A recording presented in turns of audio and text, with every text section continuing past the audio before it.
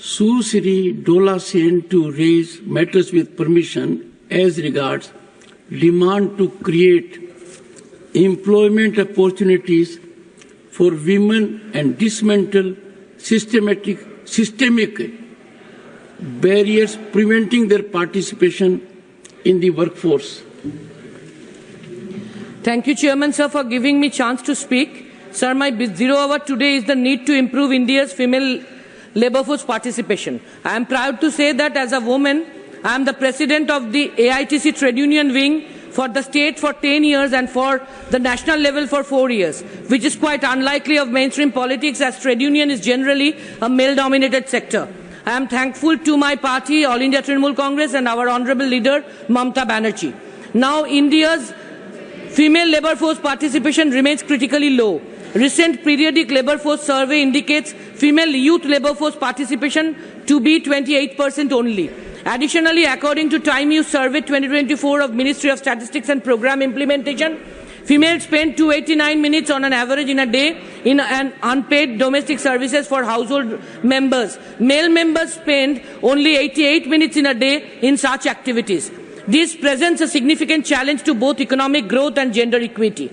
Expanding vocational training and skill development, particularly in high-growth sectors like technology, healthcare, e-commerce, will equip women with industry-relevant expertise. Strengthening maternity benefits, investing in affordable childcare and promoting paternity leave can help balance caregiving responsibilities, making it easier for women to remain in the workforce.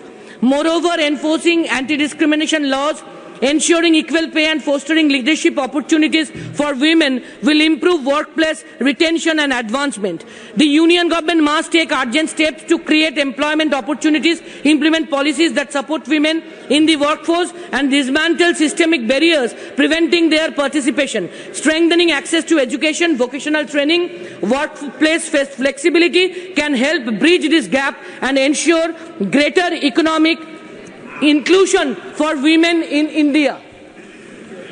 Sir, according to our constitution, everyone has equal rights irrespective of religion, language, caste, creed, gender, etc. But crude reality is not likewise. Starting from agriculture and farming to tea estates, biri industry, textile sector, including jute mill, finishing department and cotton industry, female workers neither get same wage nor gets the mutual respect even. And obviously the member of female labour force participation is declining gradually. Somehow we have this attitude towards women in our mindset. So even working women have to face this dignity issue by our society. In our state of West Bengal, our Honourable Chief Minister Mamata Banerjee is doing a lot for women empowerment and for the social development of women as a whole. That's why Bengal is getting first prize in different aspects in national level. And not only that, Bangla is getting international acknowledgement through various awards by UNICEF and UNESCO, which virtually strengthening our nation's pride.